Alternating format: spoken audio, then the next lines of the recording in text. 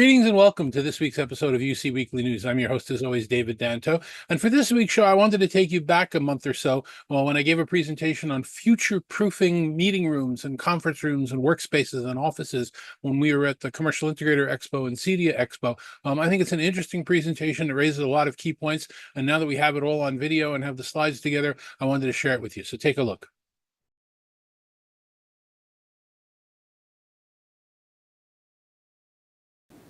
This is a presentation on future-proof workspaces. If it's just a small group of us here, let's make it a dialogue as we go through it. And I think there's a lot of good information here that hopefully you'll be able to use and reuse. And by all means, feel free to steal any of these slides once they're published. I do that as well. The IMCCA is the Interactive Multimedia and Collaborative Communications Alliance. I've been an executive board member for over 2 decades. They've been around for more than, close to 30 years at this point, as the nonprofit organization for the collaboration industry. By all means, visit the booth upstairs if you can and join. It's free for end users, good organization. We put on a lot of good educational programs like this one. And this is information about me, more information than my family even cares about. I've been doing this for 46 years. Gee. I'm now an analyst with a company called Talking Points, with a Z, talkingpoints.com. By all means, take a look at what we do. We've got some great content out there, and this is all the other stuff that I do and have done. All right, so let's talk about office. If you close your eyes and think about going to an office, you have to imagine what the picture is that you have in your head. It's probably something like this if you're as old as I am. I think that first picture is from Wolf of Wall Street, right? That's what offices used to look like. They were meant for density. They were open plan. There weren't really a lot of collaborative spaces. You saw a lot of exposed ceilings, a lot of wiring going all over the place. It was really for function. So nobody really cared about what it looked like or what it felt like to be there. And then we were all told, go home. Don't come into the office. Keep your distance. Don't visit friends. Don't go to work unless you're providing essential services. We all lived through the pandemic, which is finally over. But it forced us to realize businesses didn't stop. Organizations didn't stop working. The collaboration industry took off like a rocket. Zoom became a verb, as Chris Netto said up here. I think he stole it from me, or I stole it from him. I don't remember. My grandparents now know what I do for a living. They never really understood it before. So we're more aware of what collaboration is and collaboration does and how all of that works. But we're dealing with this tug of war between the employees we have now, post-pandemic, and the employees that there used to be working in the office. There are a lot of people who want people to return to the way it was, return to the office, return to desks, return to management. And there are employees who are saying, no, I found a different way to live, and we want everybody to adapt and be with this new way. And you're seeing this in the news, you're seeing this in a lot of places everywhere where this keeps popping up. If we're going to be designing offices for this group of people, for the people that lived through the pandemic, for the people that want to work on the future of their lives, we have to design them differently. And I'm not going to give you floor plans. Well, actually, there is a floor plan up there, but I'm not going to give you details. I'm going to give you the guidelines around what we should really be doing. A future-proof design has a different vibe. It's a different kind of office. When you walk into it, it's not the same office that we've been working in for so long. It feels different. There's emphasis on natural light. There's emphasis on biophilic elements, plants, things that grow, sustainable materials.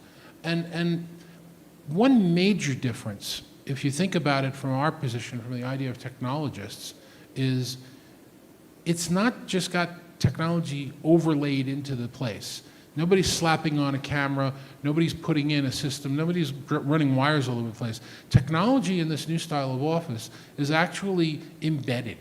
It feels like the technology is part of what's going on. It's been thought out. And that's one of the key tenets, so we'll keep coming back to that.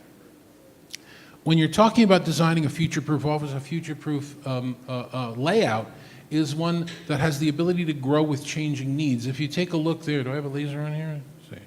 No, yes. If you take a look, that's how we used to have offices, in terms of representation. A lot of small desks crammed together. The spaces need to flip. It used to be 30% for group work and 70% for individual work, and now it's completely flipped. Now it's 70% for group work, nice big open spaces, airy spaces.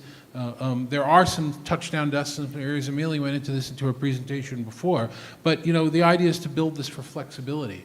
Build a layout that's a lot easier to work with and a lot easier to change, designed for groups to come together. Why are we going to an office? We're not going to an office to sit down at a desk and do a Zoom call or type a purchase order that we could have done from our computer at home.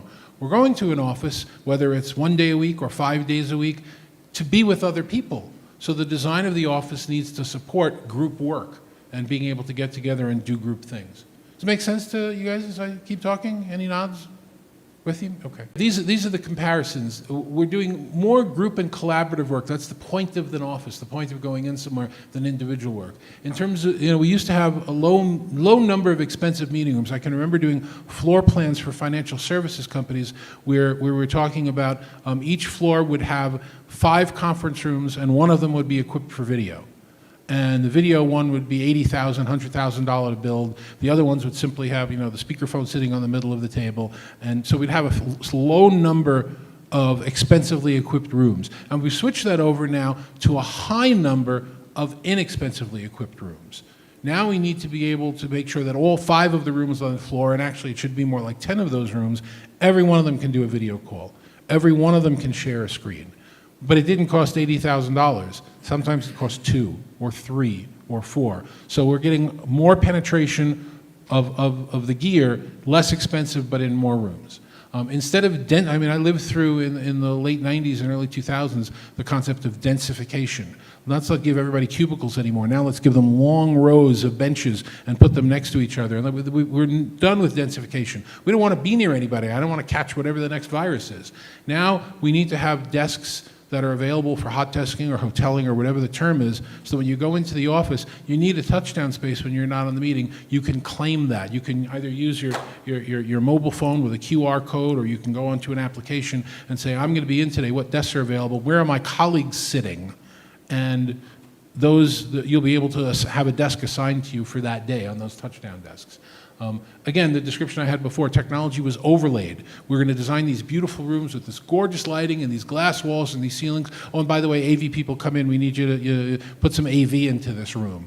Now it's, well, what's the purpose of the room? If we're going to have to deal with remote people or whiteboard or do some other type of ideation or do some other kind of sharing, let's get that embedded into the design of the room. It's inherent in the design, and it doesn't upset the fact that we're using natural lighting and natural tones. So there's some great technology again, from one of the large manufacturers that actually uses light sensors in the room with big windows, so that when there's a lot of natural light coming in, it doesn't keep the room lighting on. It keeps the room lighting dim. It doesn't waste the energy. But when there isn't a lot of natural light coming in, it raises the light, and the color temperature of the lights match the windows, and that's all happening automatically now, inherent in the design. Again, management by walking around, which is again something that was in the prior presentation, it doesn't exist anymore. It now needs to be the ability to manage a hybrid workforce. And instead of having simple, plain layouts, long rows of benches, of cubicles, a few private offices, and a conference room that could be any company anywhere in the world, we now want people to want to come to the office. You've heard the expression magnet, not mandate, but do you want to be there? Is the office that you're going to, is the company that you're working for creating a space that you want to go to? I mean, take a look at some of these pictures of some modern offices. You know, you close your eyes, you ask the employees to close their eyes and say, think of your office. Is it a place where you like to be? Do you feel good there? Or is it a place that you dread going to? You know, it's where ideas go to die. The inspiration needs to be part of the design now. It's not hard, it's not any more expensive. Future-proof designs also require modern AV gear. What we're able to do now with video conferencing, with embedded AI, which is more machine learning than generative AI, with some AI algorithms around audio, with automatic direction, whether it's in the cloud or in your devices, all of that has only come about since the pandemic. the 3, 4 years, 5 years old. So if you're going into a company that's using conferencing equipment and collaboration gear in their rooms that's older than 3 or 4 or 5 years, you're already dealing with gear that doesn't have the new advanced features. Even if you're dealing with a cloud provider that's giving you some advanced features in the cloud, you're already dealing with items that are too expensive, outdated, and don't have the latest features. So the idea of being able to take a meeting, which used to look like the picture on the top, and turn it for remote people into the picture on the bottom is something offered by many applications, many technology providers, many cloud providers, and it's a night and day difference. You can see the eyes and the facial expressions of the people in that. And again, that's only been around for the last 3 or 4 years. So if a company has not modernized their equipment, they're not getting any of that. And it democratizes the meeting. Every meeting now that's going to take place in any modern organization that's in multiple locations will have at least one remote participant, every meeting. And if the remote participant is going to see the top image and not the bottom image, there isn't going to be a lot of meeting equity that takes place. There isn't going to be a lot of free-flowing expressions. People aren't going to feel like they're part of the meeting. So the time to refresh gear is now. And again, if you walk into a client or if it's your company and you look and you haven't refreshed the gear in the last 3 or so years, the time to do it is now. It's less expensive, it's more reliable, and it's got all of these features. And then we have this. Anybody know what that is? Yes? Soundbar, video console bar. Video bar, yep, that's a video bar. I was at another trade show in June that we were probably all at, and I stopped counting the companies that were making them. It was easier to give you a list of the companies that aren't making them. The technology has finally got to the point. I used to hate that. I used to call that soda cracker video conferencing because it looked like a cracker box with a soda can on it. But anyway, the technology is now at the point where in a medium-sized room, that does a really nice job. It's got a speaker in it, it's got a microphone array in it, it's got a camera in it. If you're talking about a room that's between 10 and 20 feet long, whatever the shape is, the camera, it's an EPTZ, you don't have a mechanical thing moving around, you don't hear it, you're not distracted. It makes some really nice shots. There are so many of them on the market right now, I won't even bother to list it. And some of them have a control panel and some don't, and some of that's the requirement of getting certification from the company that makes it. So future-proof designs are going to use a lot of these.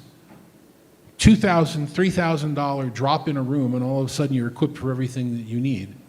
And then I've been dying to say this ever since I put this slide deck together. But wait, there's more.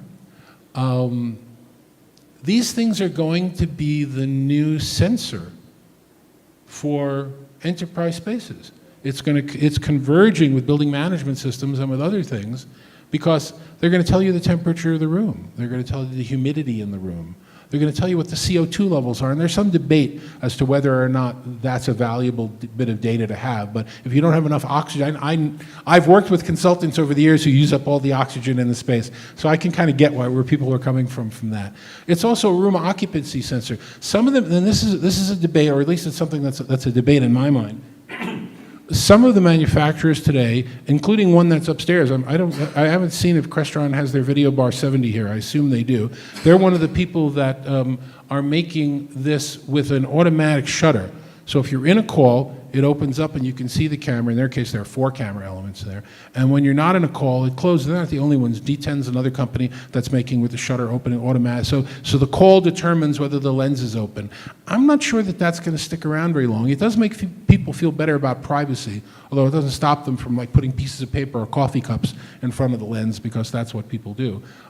But when it's open all the time, when it's open during a call, your call management platforms can tell you, hey, you were in a call from 12 o'clock to 12:15. There were 5 people in the room. There were 10 people on the remote side. That's how the room was utilized. When you're not in a call, there are systems out there now that are using that as a room occupancy sensor all the time. So it doesn't matter if you're on a Microsoft Teams call and you're only managing yourself through Teams, or you're on a Zoom call and you're managing yourself through Zoom. Yes, those are giving you great data. This is completely separate from video calling. That's a room sensor. Do you have a room that you've built that holds 30 people and most of the time there are 3 people in it? That'll give you the information. Maybe you built the room the wrong size. Maybe you need to move that gear somewhere else where it can be used better. Maybe you need to find out why that room isn't being used. Maybe you don't need the room anymore. Maybe you don't need the building anymore.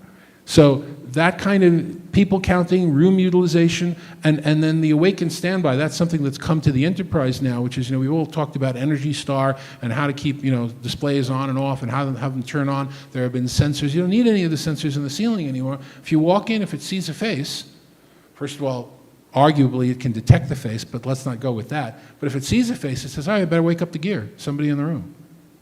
Maybe I'm going to ask you the question, hey, Dave, I recognize it's you. I see you got a call in 15 minutes. Do you want me to start it for you? That's the future we're going to for this. That simple soda cracker device is now going to become one of the most integral devices. And it's still, by the way, all those, but wait, there's more of those features. It's still $2,500, $2,000, $3,000 to put that in a room, plus or minus whatever accessories you're getting. And you're getting all of those features. Okay, back to the idea of future-proofing. Future-proofing must have versatility. If you're buying a product, and we talked about this a little bit yesterday in one of the other sessions, if you're buying a product that works on one platform and it only will work on that platform, then that's probably not a good idea, because then you're locked in. We had one of our colleagues walk into the room today talking about her Verizon phone isn't working, so she had to get another phone with AT&T. Wouldn't it be nice if she could buy a phone and have it work with whatever platform she wants? Well, if you're buying a video conferencing device or a collaboration device that's made for any, these are the top four, and there are others as well. There's RingCentral and 8x8, and there's some other things, Tencent in Asia, but Zoom, Teams, WebEx, and Google Meet are the four big conferencing platforms that are in use in the cloud nowadays, and you should be buying gear that works for all of them, or at least give you more than one so that you can do it. We're not, for business reasons, which is unfortunate and regrettable, but the truth, for business reasons, you can't make a Zoom call and then make a Teams call on a device. They won't let you natively do that. They'll give you ways of connecting, but you can't have it be native one and then native the other. Even though it works in the lab, nobody's going to allow that to happen. But you should be able to at least reboot the gear into some other mode. All of a sudden, you're with platform A, and platform B comes knocking at your door and says, you know what, I'm going to give you a deal. I'm going to give you the same services platform A is giving you, but I'm going to give it to you for a third of the cost. Maybe you want to make that decision, and you don't want to have to rip and replace all your gear. So you want to make sure it's available, it can support multiple platforms. You want to make sure that whatever solutions you do, and I've built every type of room. Here's the pointer again. There we go. I've built every type of room that you see on this. Microsoft spoke to me the other day. They're saying they call this a guitar pick design. I've referred to this generally as a splay table, kind of that, but a little bit different. Whichever one, you want to make sure that you're putting in a system that can see the closest chair and see the furthest chair, and that people can hear the sound and people can be heard when they speak. And there are various solutions across all of the audio and video to do that, which include, if I put a speaker, just one of those soda cracker video bars in front of the room, and I have to make it loud enough for the last chair to hear it, am I making it too loud for the first chair to hear it? So maybe I want distributed speakers, maybe I want to do a more complicated installation. Same thing for microphones. Is a microphone array in the front of the room enough, or do I need distributed microphones? Great microphone technology coming out nowadays where you can take in a room that has reverberation and walls and somebody speaking off axis on microphone, and AI will fix it, but you still need the microphones in the room. So giving yourself the ability to grow in terms of layout, in terms of support for multiple platforms and capabilities is one of the most important parts of future-proofing designs, making sure that you have the versatile and scalable technology. And if you're buying a system that only works up to 10 feet, know that. Know that you can't move it into a room that has 15 or 20 feet. The idea that these spaces now need to have grandeur, need to have something that you can go into, that you can change the layout, that you can reverse it, that you can collaborate, whether you're meeting in a room and writing on the walls or meeting in a space where you can take, hey, let's pull some chairs together and have an ad hoc meeting. This is a room that's set up classroom style that we're in right now, but could we push the tables aside and put all the chairs in a circle? Do we have that flexibility? Do we have that design? And what does it look like? If we put all the chairs in a circle in this room, we look like we're in an auditorium with a chair in circles. Do we have a space that can look pretty and beautiful and be able to work versatilely as well? So these are the types of environments, the hybrid work environments, that I would suggest for most spaces. And then we were talking about smart office design and smart office strategy. We actually have that device upstairs if you want to go take a look at it on the trade show floor. But you can, as I said, go to your telephone, your device, your smart device, your computer at home and say, you know, my teammates and I are looking to come into the office to collaborate for 2 days. What days are there spaces available? Okay, those are the days that the spaces are available. Then do we have desks? Can we get a cluster of desks so I can sit by my colleagues? Or we can all sit by the window or whatever. And you can work all of that out. And then when you walk in, the phone has your name on it, and it has your speed dials on it, and your video device has your calls. It knows you have a 12 o'clock and a 1 o'clock, and you've personalized that space, and you've done it offline automatically. And then on the left there, that's what I was telling you about in terms of the automatic sensors, taking a look for whether somebody is in the room. Should I be using the lights? Is there enough outdoor lighting so I don't need to supplement it with indoor lighting? You know, and all of these things, while convenience, are also a tremendous cost savings. You know, you're not utilizing the energy, you're not wasting it, you know, carbon offset, all the rest of it. It's really good. And then every collaboration device you should be installing nowadays in rooms should also be digital signage. It's all built in, it's no extra charge. You might have to get a platform to distribute the information, but why do you want to put in you know, separate signs when you can tell everybody that tomorrow's a holiday off and here's when we're going to have the all-hands meeting and this is the lunchroom menu. Everything can do it that way. So a lot of sustainability, cost savings, and every collaboration display is a digital signage. Now I'm going to do just a couple of minutes on this. I don't want to spend a lot of time here because this is actually a presentation that I'm giving tomorrow. But post-pandemic requires that you look at the design of remote offices as well. One of the most important things that I learned during the pandemic, and this has been shown in study after study, is that when you have a place to work remotely, it needs to be a place to work. I need to go somewhere where my wife and my kids know I'm at work, where my pets know I'm at work, where I know in my mind that I'm at work. I'm now in a location where I'm working, so I have a desk for that. I won't hesitate taking a call from a colleague or answering an email from my phone if I'm, you know, preparing dinner or if I'm out at a baseball game or whatever I'm doing. I'm that kind of person. I like to be involved, but I'm not working.